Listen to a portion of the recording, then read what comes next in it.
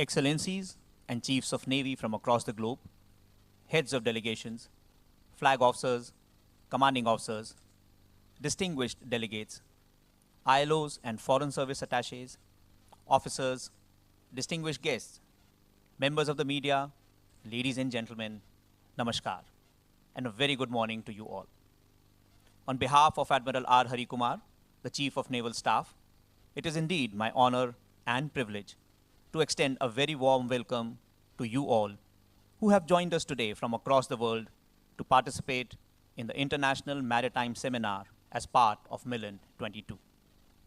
As you are aware, the Indian Navy has been hosting the biennial event of Milan with the aim of enhancing professional interaction between friendly foreign navies and also share valuable experience in multilateral large-scale operations at sea. The seminar, with its theme of harnessing collective maritime competence through collaboration, would focus on the challenges posed at sea by emerging non-traditional threats and developing the collective ability to address these challenges. The seminar is spread over 4 sessions. In the first 2 sessions that will be held today, the discussions will be on the themes changing character of competition and conflicts at sea and enhancing capabilities towards shared maritime security. The speakers for the seminar represent the array of nations that are participating in Milan 22. And for the benefit of those who could not be present in person, the seminar is also being streamed on YouTube. With that now, may I now request to commence the proceedings, the Chief of Naval Staff, Admiral R. Hari Kumar, to please come on stage and deliver the keynote address.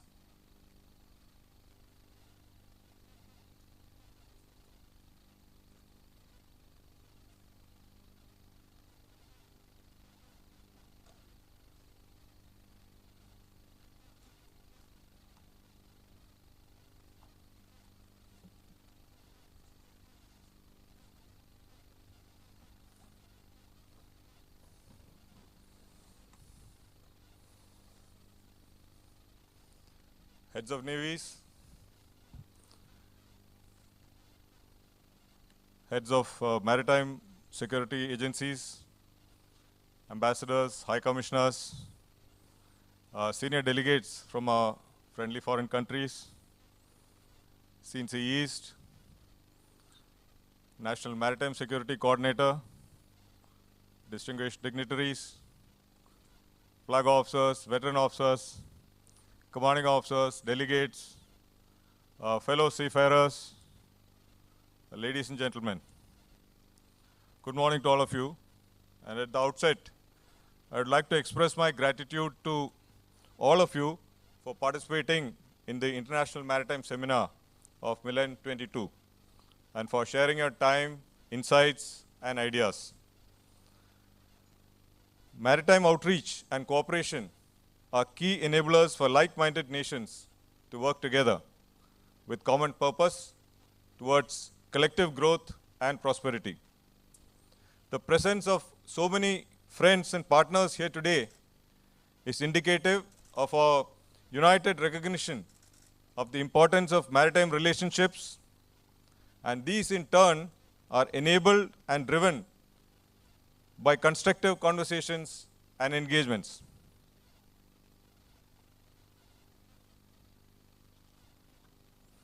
Conversations such as these are critical to solving the challenges that we collectively face in the region.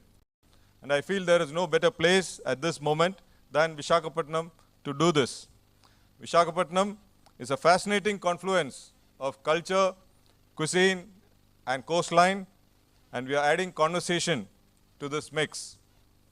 Being able to get together to exchange ideas and thoughts despite the constraints imposed by COVID-19 is also a reaffirmation of the resilience of the human race to tackle any challenges, whether medical or maritime. Aptly, therefore, the theme of the seminar, Harnessing Collective Maritime Competence Through Collaboration, derives from the overall theme of Milan 2022, camaraderie, cohesion, and collaboration.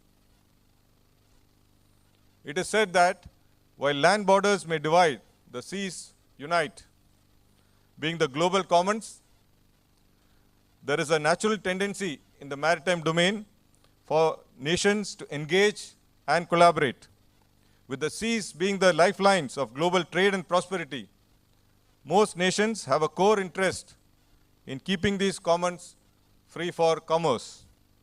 This is one of the primary reasons that concepts such as like-minded partners, free, open, and inclusive oceans have all gained greater currency in the recent past, concurrent with the growing realization of the relevance and potential of the oceans. As oceans go, the Indian Ocean has for millennia served as an invaluable conduit for trade, supported livelihoods, enabled cultural and social exchanges and interaction, and as a result, evolved its own unique identity. The overall ethos of the Indian Ocean has been one of coexistence and adjustment, where respect for diversity is intrinsic to maritime relationships between the states and the peoples. The broader Indo-Pacific too is distinctive by its predominantly maritime character. The trade highways and energy umbilicals of the world crisscross these waters, directly supporting and influencing growth and prosperity for all the nations and the people of the Indo-Pacific. Also, all of us share extensive maritime trade and exchanges. We are all moving in the same direction, enabled by a common factor, which is the maritime domain. Yet, matters maritime do not necessarily assure global consensus. The vastness and open nature of the oceans also present a host of challenges, along with a multitude of opportunities. While opportunities straddle multiple sectors like trade, energy, fisheries, and so on, the challenges are also spread across an equally extensive spectrum.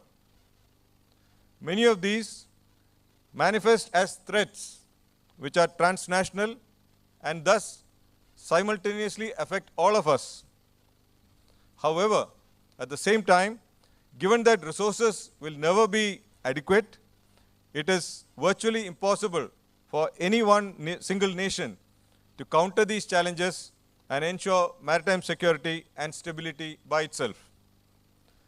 The solutions thus lie in working through a cooperative or collaborative system alongside like-minded maritime nations with a commonality and convergence of purpose. Hence, the idea of collective maritime competence has great relevance for all of us, where each one of us brings our respective capabilities to bear with an equal seat at the table. When it comes to finding collaborative solutions for challenges in the maritime domain, I firmly believe that like-minded navies can show the way. Given the deep connect each of us as mariners have with the oceans, we also realize our unambiguous responsibilities in this regard.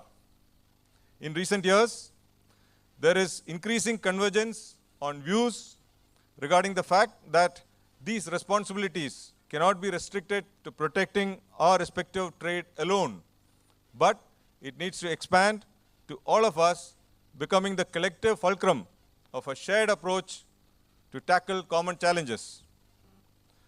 In fulfilling these responsibilities, there are no better custodians than the navies to act as collective sentinels of a shared common heritage, as India's Honorable Prime Minister, Shri Narendra Modi ji, calls the oceans.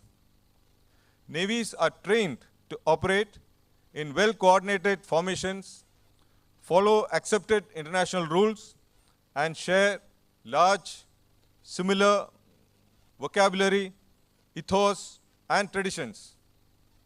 Maintaining good order at sea, therefore, is a responsibility that the navies discharge on almost a daily basis. So, if you are to assure security and safety in the global commons, like-minded navies such as all of ours would need to pool expertise, experience, and resources, and then work together to maintain and manage the global commons which underwrite global prosperity. This, to my mind, is no longer merely desirable, but essential. As far as the Indian Navy is concerned, we have prioritized certain elements in our effort to play a more constructive role in building collective maritime competence. Let me outline 3 such elements. The first is to support harnessing of the multitude of competencies that are resident among each of our navies. To this end, we have prioritized the creation of a participative and inclusive ecosystem for everyone to participate as an equal partner while tackling common maritime challenges. The second aspect is engaging partner nations to develop interoperability and trust. Trust cannot be built in a day, in a week, or even a month.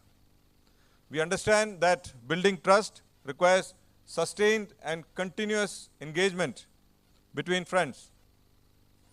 Initiatives such as Milan are aimed at fostering such trust. When we work and operate together, we not only learn from each other, but also develop trust while imbibing best practices. The final element is focusing on the persistent problems faced by regional nations on a day-to-day basis. Addressing these problems together makes the multilateral constructs more output-oriented and useful. So we want to make a real contribution to a freer, more open, and increasingly inclusive global commons by cooperating with like-minded nations. So today, we are traversing through a contested present into an uncertain future. Volatility and complexities have become characteristic of the world that we operate in, and many of these manifest in the maritime domain as well. The future of the global commons hinges on cooperative effort of all our nations. We can accomplish prosperity, security, and growth for all only if we collaborate in the maritime domain as well.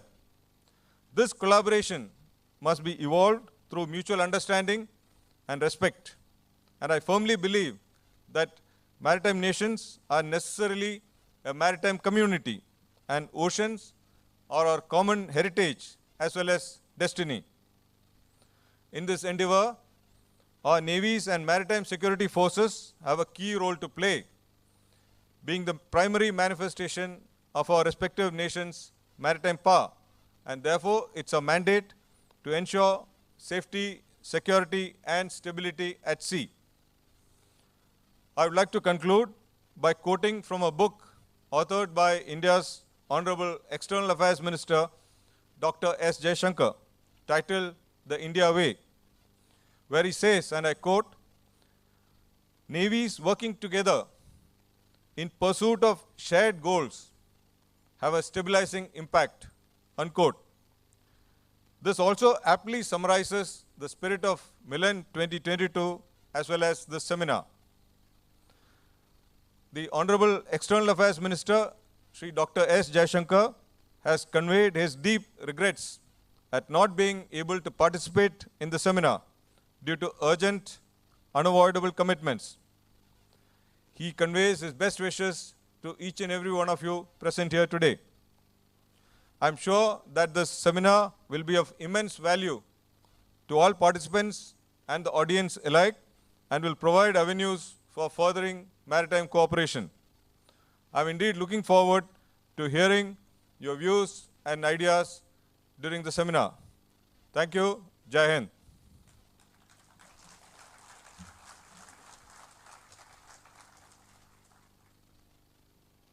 Thank you, sir.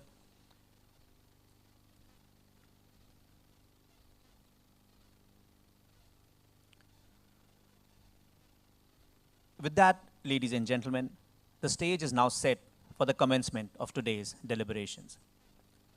The first session will discuss changing character of competition and conflicts at sea.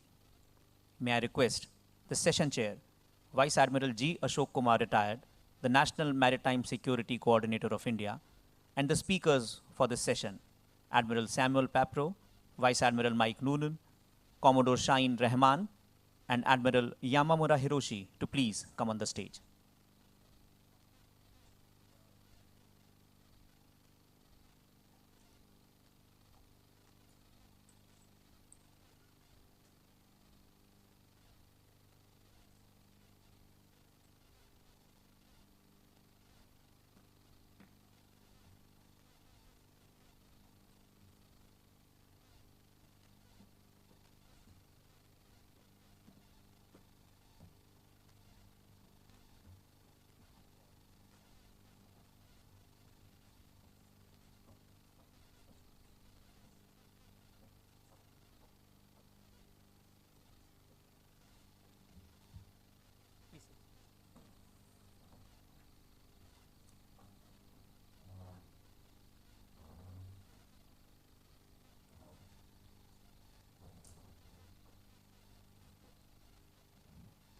Ladies and gentlemen, the session chair, Admiral Ashok Kumar, has held various challenging staff and command assignments in his distinguished career of nearly 40 years before he retired in July last year whilst serving as the Vice Chief of Naval Staff. His contributions to the Indian Navy have indeed been immense and include an array of operational and administrative initiatives such as the concept of mission-based deployments, implementing the transition cycle, launch of the IFC-IOR, inauguration of Naval Innovation and Indigenization Organization, introduction of the Bachelor of Technology program at the National Defense Academy.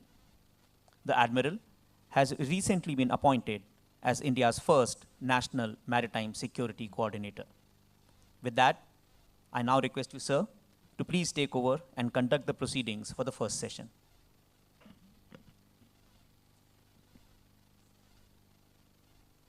Chief of Naval Staff, can you hear me? Okay. Chief of Naval Staff, Admiral Hari Kumar, visiting chiefs, excellencies, naval officers from 40 different countries. It's a highly impressive number.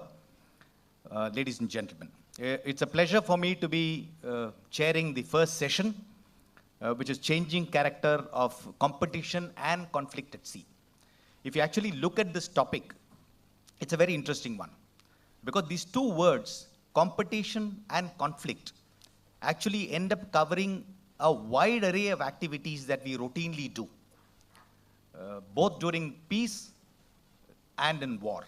And it actually includes all our deployments, all our bilateral and multilateral interactions, the diplomacy or the maritime diplomacy that we carry out, and the operations that we undertake. So it's a very well thought out topic indeed. If you actually look at peacetime today, on a daily basis, we are into some kind of a competitive peace. Because you find there are nations around us who deal with what we call the lawfare, or exploiting the maritime law to gain advantage, or even to get things which are essentially, wartime objectives. That may be because of geostrategic or geo-economic compulsions. We also see strategic communications to kind of influence the other nations. You see use of non-military assets for military purposes. This again is actually exploiting maritime law, or the loopholes in the maritime law. You find there are, influences which are gained out of creating economic dependencies, and that's a reality too. So there are many things that happen in the peacetime that each one of us need to be aware of, need to take stock, and actually plan and execute our own programs accordingly, including these kinds of events, collaboration between the navies to make sure we are head on with all these peacetime requirements.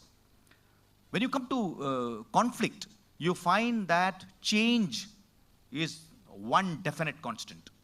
Because wars have obviously evolved with time, mainly, but not all by itself, technological advancements. And that's something that affects us, all of us today. Whether it is just long range, more accurate, more lethal missiles which have made the green zone in which we can operate ever so small, whether it is advancements in niche areas of space, cyber, artificial intelligence, or quantum communications, and the likes. I'm sure you all as naval officers are fully aware of all this. So this again, is it the old concept of warfare that we must continue with? Or isn't there a requirement for us to constantly be relooking every aspect of warfare? Whether it is, force creation, whether it is our own operational plans, deployments, tactics, because this actually impacts every aspect of our future operations, indeed the current operations too. So to talk about all this, I couldn't have asked for a more heavier weight panel than the one which is sitting with me. So to my right, I have got the Pac Fleet and the Chief of Australian Navy, and to the left, I've got Commodore Rahman from the Bangladesh Navy and the Chief of Japanese Navy. So I don't think you could have got a better set of panelists to tell you all about these issues of competition and conflict that the navies face on a day-to-day basis. Thank you very much. Now, may I invite the Pac Fleet to open the innings. And just a small brief about him. I'm sure you would have been through the booklet in which all the biodatas are given. But Admiral Sam Paparo is the US Naval Aviator and has flown over 6,000 hours in F-14s, 15s, and the FNA-18s. Believe it or not, he has got 1,100 carrier landings. He landed on an aircraft carrier. In his illustrious career, the Admiral has held various operational commands at sea, including air commands, joint service appointments, shore assignments, and the executive staff appointments. His most recent assignment was Commander of the US Naval Forces CENTCOM, or the 5th Fleet Commander and the boss of CMF, as you all are aware, before he shifted east and went across to Hawaii to take over as the Pac Fleet. Sir, the floor is yours. Thank you, Admiral. Thank you very much. Thank you to all delegates, all of the people of the sea that are here assembled in Mellon 22, a meeting of the minds and a meeting of great minds. And I also want to pay my great respects and great compliments to the Indian Navy for putting on such an absolutely magnificent convocation of great minds. Every element of it has been executed with grace, elegance, and style, and every element of it has in fact increased the camaraderie, the cohesion, and the collaboration of all of the solidarity of navies that are here assembled during this great conference that I think is going to confer great benefit in terms of the security and the well-being of all of our nations. I'll begin with an expression that was greatly featured in yesterday's discussion, which is the international rules-based order. It's such an important concept that has underpinned lifting 60% of the world's population out of poverty since the Second World War, and has in fact been a great miracle to so many of the citizens whom we are all sworn to defend. This begins with the concept of sovereignty, and that is the inviolability of borders and the fact that anathema to the order itself is the notion of changing one's borders by force. It is also underpinned by freedom of navigation, freedom of the seas, and the United Nations Conventions on the Law of the Sea. And this is a great irony of the system, that while recognizing the sovereignty of land borders, we recognize the freedom of the seas. And it's that combination of sovereignty of land borders and openness of trade, the free exchange of goods, services, and ideas across the global commons that has underpinned this magnificent growth that has lifted 60% of the world out of poverty and lift 160,000 human beings out of poverty every single day. And in fact, these are the principles that we're all sworn to uphold. This is why the solidarity of all of the nations who are included in this conference today are assembled, understanding these basic but essential truths on which each of us has sworn our lives. I think that I want to compliment also the Indian Navy on the underlying themes of camaraderie, cohesion, and collaboration. Camaraderie is the start of it, and it recognizes that each of us is human. And in fact, I've read studies that every single one of us can trace our DNA to a single woman in East Africa. We are, in fact, a great human family. And a look across the crowd here would demonstrate that as naval officers, as people of the sea, we're all wearing the same uniform, we operate on the same customs, and we are greatly agreed on all of the values of the international rules-based order. To uphold the international rules-based order really requires our own cohesion, and that for those that would upend the order, they abhor nothing so much as they abhor the solidarity of nations that are determined to uphold it. And then in order to uphold it, again, underscoring the wisdom of the Indian Navy and laying out the themes of this conference this year, is our ability to collaborate. And to collaborate begins with people that agree on a basic set of concepts. It then people build relationships among each other. We do this via exercises and all of the things that we're doing as set by the magnificent example of Millen 22, and then the systems that enable the interoperability in order to do this. And then just a few thoughts on the changing character of competition and conflict at sea. And that is operating under the internal cognitive dissonance of the concepts of sovereignty and freedom of the sea. We find that freedom of the sea is increasingly threatened by the ability across all domains, air, land, sea, space, cyber, and information, to threaten those essential freedoms that are underpinned within the United Nations conventions on the law of the sea. And this ability to affect events at sea is due to the increasing commoditization of space and cyber systems and the increasing reach of precision-targeted weapons to affect events at the sea.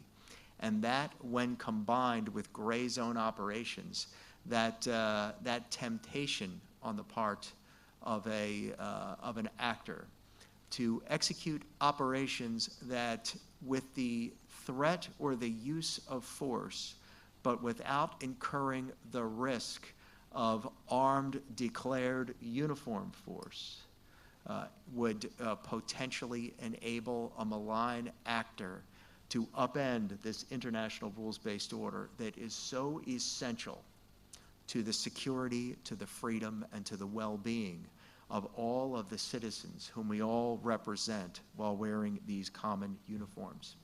So in final closing, in these introductory remarks, I'd like to pay my very high compliments to the Indian Navy for driving these two twin themes of the changing character of competition and conflict at sea, and the way that we solve these problems, which is with our camaraderie, our cohesion, and our collaboration, so that we might ever continue to improve the human condition among all of the citizens we represent, and to continue to uphold the international rules-based order. Thank you, my dear friends.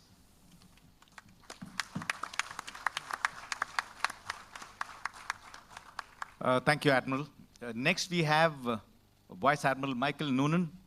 Vice Admiral Noonan assumed command of the Royal Australian Navy on the 7th of July, 2018. The officer was commissioning commanding officer of the Anzac class frigate HMAS Parramatta. For his distinguished and exceptional service in the Navy, Admiral Noonan was appointed as a member of the Order of Australia in June 2012 and later elevated to an officer of the Order of Australia. Vice Admiral Noonan.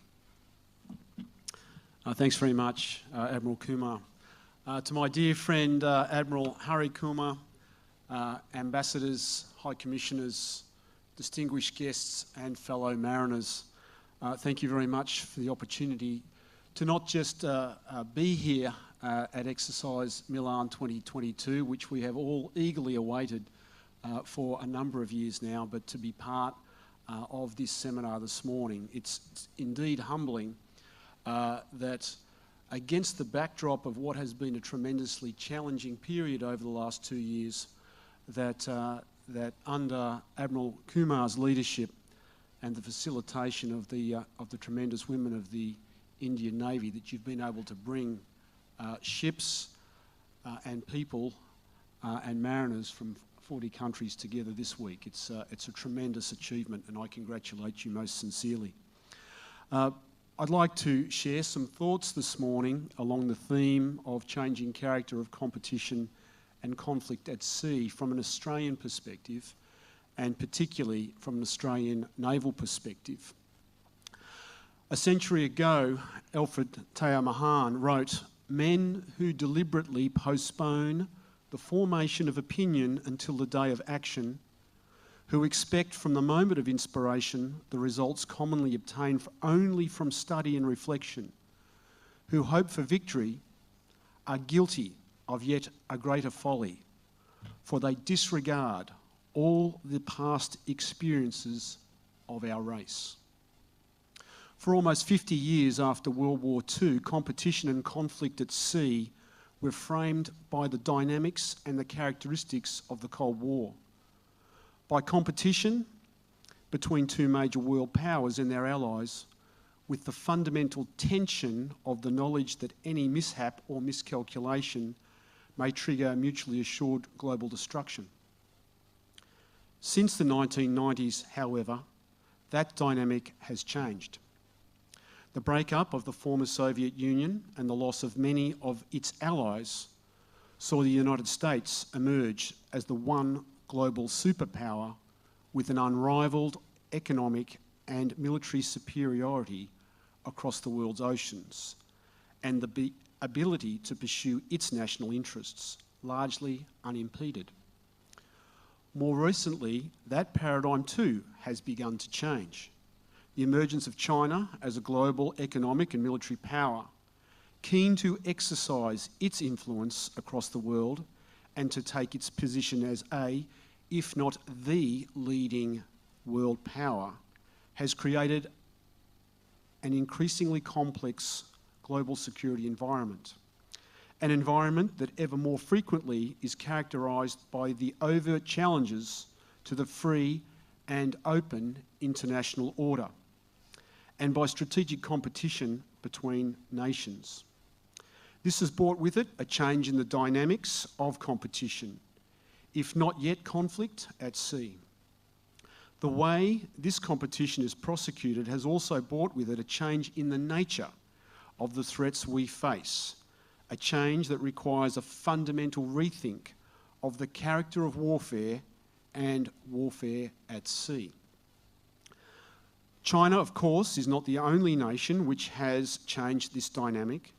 A number of countries seek to pursue their strategic interests through a combination of cohesive activities, including the use of espionage, political or operational interference, and the application of economic levers.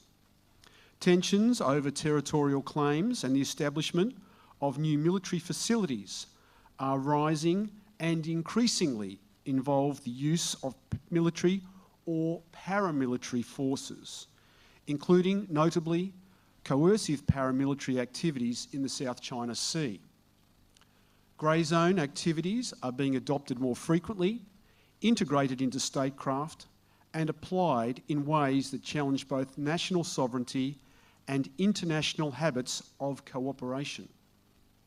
State-sponsored, ambiguous or proxy operations offering a level of official denial, featuring aggressive or measured short-term armed conflict are being used in pursuit of national agendas. China's use of a maritime militia is an often cited example of grey zone operations. In March 2009, hydrographic survey operations being undertaken by USNS Implicable in the South China Sea were interrupted and significantly disrupted when the vessel was, in the words of the Australian maritime strategist Professor Rory Metcalfe, mobbed by a motley flotilla all under the Chinese flag. More recently, in March 2021, and arguably more dramatically, the highly regimented mooring of around 220 blue-hulled Chinese fishing vessels at Whitsun Reef, a disputed territory in the South China Sea, claimed by the Philippines and Vietnam, demonstrated another form of grey zone operations. Dealing effectively with these challenges is a key facet of the strategic competition that exercises our minds as naval leaders in the modern era. As naval officers, we understand and accept there will always be challenges in our maritime domain. It is the nature of the sea to be ever-changing, dynamic, and never still. The same can be said of conflict at sea. Our effectiveness requires us to adapt, to anticipate, and to be prepared. While conflict follows a natural cycle of adaptation and response, it is not necessarily linear or constant, nor is it necessarily predictable. And for this reason, we cannot allow ourselves to remain in a phase of lag or stagnation. Our adversaries will not discard opportunities, nor will they be hesitant in exploiting our weaknesses. If they perceive that we are not prepared for a different mindset using high-end or low-end asymmetric conflict techniques, then we should not be surprised if they continue to exploit such approaches. However, while some facets of conflict are changing, others remain constant. The ability to cooperate is a feature of the most successful naval forces. So while we evolve to meet new challenges, we must do so together. Institutional agility in the face of this changing character of competition and conflict at sea is paramount in order to regain and maintain the initiative. We can and should anticipate combinations of grey zone, multi-domain campaigns over extended periods. Our adversaries will not engage us on our terms and will not fight against our strengths. They will seek to weaken or sow distrust and to gain asymmetric advantage. Given this complexity and the implications of unconventional threats, it is imperative that we embrace this newly identified reality. This essentially means that our new approach must consider managing warning, capability, preparedness, and detailed planning for rapid expansion. Defence planning must now consider that conventional warning time assumptions supporting force expansion and base concept must now be obsolete. At least we have known that until now. The ability of a nation to develop substantial conventional military capabilities is no longer a sufficient metric to assess capability or intent. While this can look like an insurmountable challenge, I am confident that it is not. Navies have adapted to changes before, and we will continue to do so in the future. Technology, tactics, and the ambitions of adversaries are always evolving. The advent of submarines did not remove the need for surface ships, but it did change the way that they operated. Unrestricted submarine warfare drove evolutions in tactics and posed a new set of technology and training challenges to solve. The advent of aircraft, guided weapons, space, cyber, and grey zone will all generate similar evolutions in the way that we think and operate in our maritime domain. And ladies and gentlemen, I look forward to facing these challenges together. Thank you.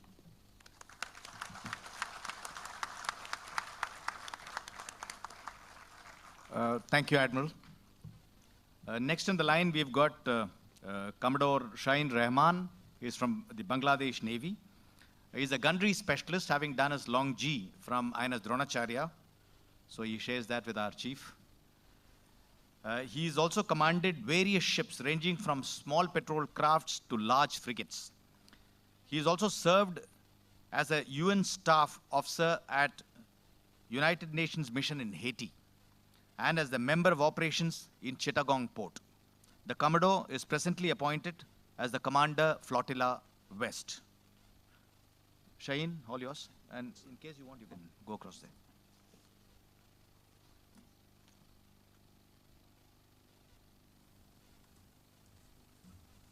Thank you very much. Respected Chief of Naval Staff, Indian Navy, other Chief of Naval Staffs across the globe, ambassadors, high commissioners, head of delegations, flag officers, defense attaches, advisors, commanding officers, distinguished ladies and gentlemen, Assalamu alaikum and very good morning. It is indeed a great honor and privilege for me to be here and join such an enlightened forum on behalf of Bangladesh Navy. At the very outset, I would like to express my heartfelt thanks and sincere gratitude to Organizing Committee of Indian Navy for hosting Milan 2022. I do sincerely acknowledge the warm hospitality extended to us and momentous endeavor undertaken by Indian Navy for this grand event. I shall start my presentation with the saying where Prime Minister India, Narendra Modi, mentioned at Shangri-La Dialogue in 2018, and I quote, "Our common prosperity and security requires us to evolve through dialogue and a common rules-based order for the region. It must equally apply to all individually, as well as the global commons," I unquote.